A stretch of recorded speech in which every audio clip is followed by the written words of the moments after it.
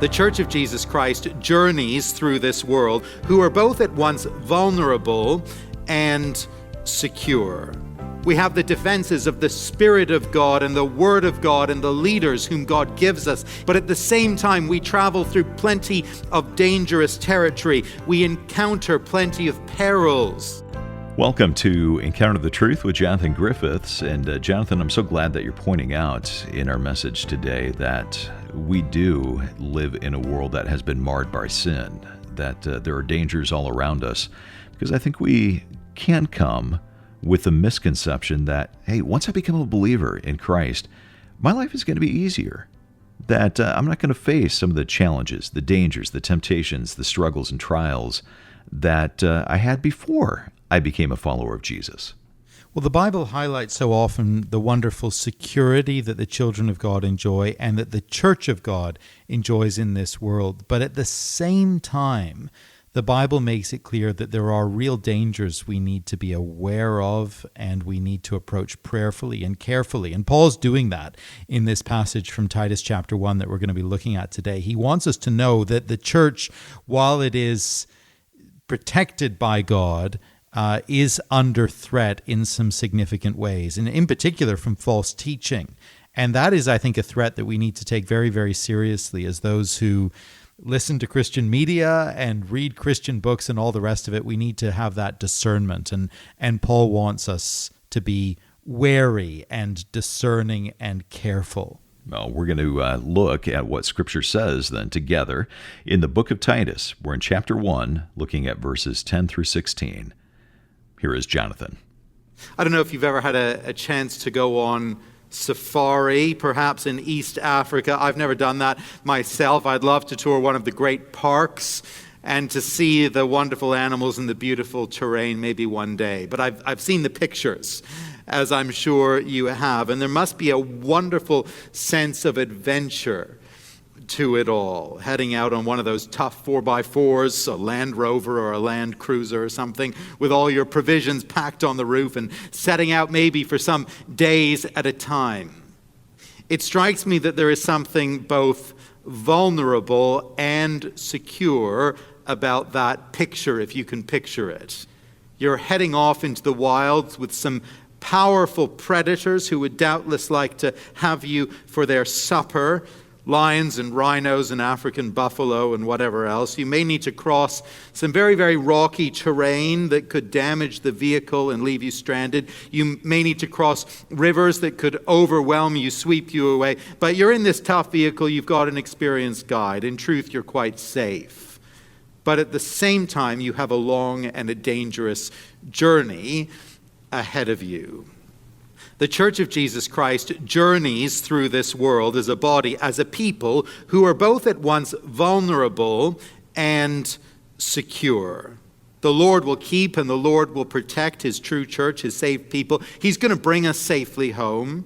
We have the defenses of the Spirit of God and the Word of God and the leaders whom God gives us in the local church. But at the same time, we know we travel through plenty of dangerous territory. We encounter plenty of perils along the way. That's true in our day. It was true in Paul's day. It was true in the day of Titus and for the church at Crete.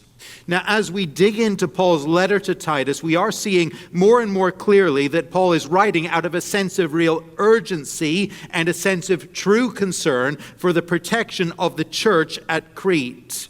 He's just outlined this priority of establishing a godly leadership, a godly eldership for the church. That was our focus last time.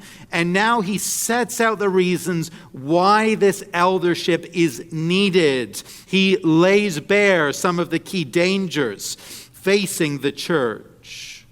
These are specific to Crete in their particular details, but I think they are general in their application. General because the dangers facing the church at Crete are dangers that are never absent for the church in any age. Three key dangers I see here, three key dangers facing the church both then in Crete and now here. And here they are: false teachers, a toxic culture, and undiscerning disciples. Let's look at each of those in turn. First, the church is at risk from false teachers, verse 10. For there are many who are insubordinate, empty talkers and deceivers, especially those of the circumcision party. They must be silenced, since they are upsetting whole families by teaching for shameful gain what they ought not to teach. Many will have noticed that here in Ontario, our provincial government has been developing this emergency alert system to alert the population to serious risks in real time via the cell phone in their pocket. And not infrequently, an alert will sound and a message will pop up on the phone. A certain criminal has escaped, or a person has abducted a child. And here's the description of the wanted person. Male, 6 foot, 2 inches, 200 pounds, driving a blue Ford or something. And the point is, this person is dangerous. This person is wanted. Don't approach them, but call the police immediately if you see them. Well, here the Apostle Paul has issued, if you like, an Amber Alert. This is not about a dangerous individual, but rather a kind of gaggle of people, a cohort who are on the loose at Crete, who pose a real danger to the church. He says there are many of these ungodly influencers around the place, not just one or two. Some of them, he says, belong to the circumcision party, but not all of them. He speaks of those especially who are from the circumcision party. Presumably these folk from the circumcision party are teachers who are arguing that in order to be really saved, in order to be truly safe before God, you not only need faith in Jesus, which is very, very good, but you also need to keep certain stipulations of the Old Testament law. You need to be circumcised, yes, and probably more besides. We'll come back to all that in a moment. But this group of false teachers is a bit wider than the circumcision party. And all these false teachers, all these would-be influencers, they have a few trademarks in common. They're marked, notice it with me, by being insubordinate, verse 10. These are rebellious people by character. That's warning sign number one that the Apostle Paul wants us to look out for. And we do well, don't we, to take Paul seriously in this. You see, in our wider culture, we tend to have respect for the rugged individualist, the leader who kind of blazes a trail, who marches to the beat of his own drum, who doesn't take no for an answer, who pushes on with a plan even if everyone else thinks it's wrong. I think we have respect for that kind of leader in our wider culture. And I think sometimes this kind of thinking about leadership kind of filters into the church. The pastor with a kind of rebellious edge who blazes his own trail, who slightly bucks against tradition and authority. Leaders like that can actually gain quite a lot of traction. They have done so in wider Christian circles over time. But I think we need to be really, really careful about glamorizing that kind of thing. We need to be really careful because insubordination, rebelliousness is actually, as we think about it, at the very heart of sin. Think about that with me for a moment. What happened in the Garden of Eden? God gave a simple instruction, one prohibition. And he called for obedience. And what was the essence of the fall? Well, it was insubordination. It was rebellion. It was this refusal to submit. And Adam's rugged individualism wasn't a commendable thing. It wasn't a virtue. It was evil. It brought ruin to him and to his seed. And while we might kind of glorify a rugged individualism in our culture, an attitude that says, I'm going to blaze my own trail no matter what anyone else says, Paul would tell us that an insubordinate and a rebellious spirit in a leader, a teacher, a pastor, an elder, it is a sign that they are dangerous and even disqualified. And as I reflect on that, I think there is so much wisdom here. Within a collective eldership, there's always wisdom being shared within the group. There's always a kind of back and forth discussion. And various pastors and lay elders will have an idea or a view. I will have my ideas and my particular views. And then one or other of us will find that our ideas need some modification with counsel from others. Sometimes we need to be corrected. Sometimes we need to be told that idea may be okay, but that needs to wait for a little bit. Or this issue, it needs to be tackled in a different way. Sometimes we just need to be told that we're wrong about something. Sometimes I need to be told that. I think that's probably true, actually, of every single one of us who serves as lay elders or staff elders, pastors here at the church. We've probably, all of us now, received that kind of response from others on an idea, a viewpoint, a plan. I certainly have. I'm grateful to be in an environment where that happens. We all need the benefit of that collective wisdom of the leaders whom God appoints for his church. We all need to be able to receive that with an open spirit. You're listening to Encounter the Truth with Jonathan Griffiths and a message called Dangers All Around. Originally, it was part of a series called Transformed by Truth, but it's been one of the most listened to of the past year. We went and we looked at what had been the most downloaded, streamed, or requested messages of the past 12 months, and we put them together in a series called Listener Favorites, which is currently airing on the radio. In addition to the series on the radio, we've also put together a study guide that can help you go a little bit deeper into a variety of these different topics, like what it means to become steadfast and wise, how we can have confidence in trials, an enduring faith, and we'll look at God's great generosity and a king who judges the heart. Just a few of the topics in our series called Listener Favorites.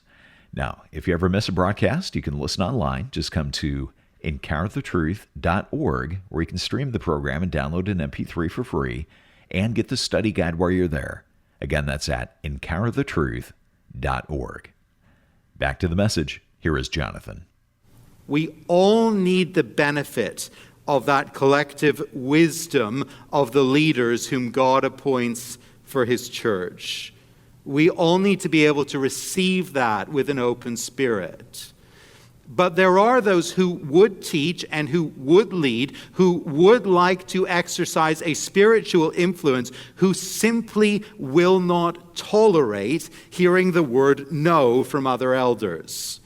Occasionally you encounter a would-be leader, or worse, a serving pastor or an elder who operates on the my way or the highway principle, if you ever encountered that kind of thing. And it can get excused. It'll get excused as entrepreneurialism or vision or drive or all the rest. But actually it's insubordination, plain and simple. It's rebelliousness. It's an intolerance for the leadership of others. And Paul tells us that's a dangerous thing. It's a sign of someone, verse 11, who needs to be silenced. It's disqualifying. These people who Paul says are insubordinate, they are empty talkers and deceivers. They have, if you like, kind of the gift of the gab. They're good at presenting a plausible case. They're very, very persuasive. These are compelling people to listen to. People gather round them. People get drawn into what they're saying. People find them impressive on some kind of level. It's hard to refute their arguments. They're probably clever. They're crafty in the way they put things.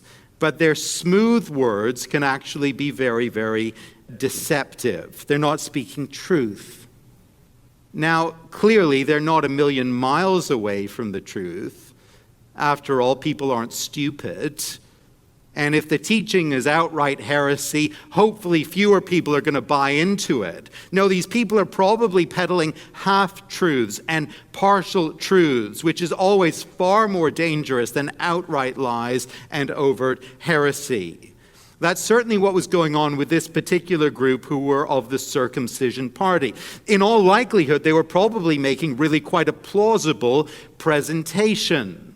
In all likelihood, they were saying, it is wonderful to trust in Jesus the Messiah. Very, very good to follow him. It's wonderful, isn't it, that he died on the cross to save you. Obviously, trusting in Jesus, that's essential. It's a very, very good thing. But to be saved at the end, you need to follow him. And, of course, you need to keep the Old Testament law, at least key parts of it. You need to be circumcised. You need to keep the purity laws, maybe the dietary laws. There's a little list here. I've got a little list for you of things you need to do if you're ultimately going to be saved at the final day. Trust in Jesus and do these things, get circumcised, and you will be saved. It starts out sounding okay, but it ends up denying the gospel. It ends up denying the gospel of justification by faith and faith alone. In the end, it is a message of faith plus works. It is a different gospel. It is a false message. Now, I don't know that that particular version of a false gospel is very prevalent just at the moment, the circumcision message, but there are plenty of variants on the theme current in our day. Certainly the idea of adding requirements to the gospel, that never goes away. It may not be, trust in Jesus and get circumcised to be saved. It might be, trust in Jesus and give away this much money, and then you're going to be okay. Or it might be, trust in Jesus, but then serve in these particular ways in our ministry that we tell you have to serve, and then you'll probably be okay. Or, trust in Jesus and then follow this particular model of child rearing or child education or how you manage your home or something like that, and then you're going to be on the spiritual inside track. You're going to be okay. Trust in Jesus and then do this or the other. It's faith plus works. And that kind of distortion of the gospel is always around. But there are other types of distorted teaching in circulation at the present time, other types of false teaching. There is this huge wave, this deluge of health and wealth teaching, prosperity gospel that has gripped millions of people around the world and is very, very prevalent. This basic idea, and you'll encounter it on TV or wherever, this basic idea that if you give financially to a particular ministry, you are going to encounter material blessing of some kind, either wealth or physical healing or something else, as a kind of reward. And many people are duped into handing over money to corrupt teachers on that kind of basis. People who teach, verse 11, for shameful gain. In our society here in Canada and the West, many churches are crumbling under pressure at the present time to accommodate the prevailing social views on matters surrounding sexuality. I think we're seeing that all the time. Churches, denominations just abandoning the Bible's teaching to avoid offense and to fit in. It's happening all the time. Then there's the concept of God's judgment for sin and the idea of hell. Many teachers are throwing that over because it's so unpalatable to many, so upsetting, so unpopular, so offensive. And churches that are traditionally Bible-believing and evangelical are compromising on these matters. Many people are being taken in. You see, false teaching, it hasn't gone away, and false teachers haven't disappeared, but they must, verse 11, be silenced. And that takes us back then to the godly elders of character and conviction that we thought about last time. These elders need to be ready to take active steps to protect the church, to silence these ungodly influencers. They need to be silenced because people like this can cause immense trouble. That was the case in Crete. They were upsetting whole families or whole households, and that could be family units or even house churches. They're upsetting them by teaching for shameful gain what they ought not to teach. Now, that shameful gain could be the gain of money, as we spoke about just a moment ago, or it could be the promotion of another self-serving agenda.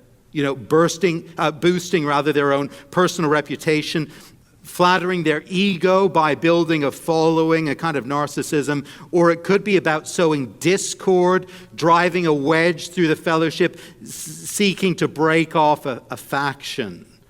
Whatever the agenda is, whatever the shameful gain, it is shameful. And the elders need to be on the lookout. They need to be ready to do that unpopular, painful work of silencing such people, putting a stop to their activity. And that takes courage, doesn't it? but how very, very necessary that is. Now, we might at this point pause and just ask why. Why this obsessive concern with sound teaching and with shutting down the false teaching? Why not just leave it be and let people form their own opinions and kind of self-regulate in this? You might be actually listening in here as someone who is not a Christian. You're just trying to figure things out, get a sense of what it is we're about here. And perhaps you're slightly rolling your eyes at the thought of these Bible people getting so upset at the thought of some alternative ideas doing the rounds. Why not just live and let live? I mean, come on, relax a little bit here. Well, the reason this matters, the reason Paul cares, and the reason we care, it's simply this. False teaching is deception, verse 10. False teaching upsets people in their faith, verse 11. Whole households, whole house churches are being upset here, being disturbed in the foundations of their faith. And Paul knows, and we know, that nothing matters more than a person's faith in Jesus Christ. There's nothing more precious. The very best thing we can do for anyone is to help them trust in Jesus and find life in his name, life eternal. And the worst thing we could ever do to harm someone is to disturb a believer's faith in Jesus or to allow someone else to disturb it. Eternity rests on true gospel faith. This isn't, about personal preference or a kind of lifestyle choice. This is about heaven and hell. This is about eternal gain and eternal loss. This is about joy, and this is about suffering. It is about life, and it's about death. Nothing matters more than this. And so Paul says, going back to the false, ungodly teachers, these insubordinate people, such people must be silenced. A really an important thing for us to be aware of, that there are false teachers there and making sure we're not listening to them. Looking at some of the dangers that face the church, both back in the days of the early church and today. Our message is called Dangers All Around, and it's been one of the most listened to in the past year. We've taken this message and the other top 9, put them together in a series called Listener Favorites. And if you ever miss a broadcast in the series, you can always come and listen online. Our website is encounterthetruth.org. And while you're there, make sure you get a copy of the study guide that goes along with this series. You can access that for free, as well as listen to these broadcasts at encounterthetruth.org. Well, Encounter the Truth is listener-supported. That's exactly what it sounds like. We're able to be on this station because of your generosity. And as you give a gift of any amount, we want to say thank you by sending you a book called The Final Lap. It's all about navigating the transitions of later life. And Jonathan, who do you think is really going to benefit from reading this book? Well, this book is helping us to think biblically about a number of key transitions in later life. So it helps us think through how to move as believers from the world of work to the world of retirement, then from the time of independency to the time of dependency, and then ultimately from life to death as we approach the finishing line. And for anyone who is in the midst of any of those transitions, in those later stages, those later decades of life, I think this book will be pure gold.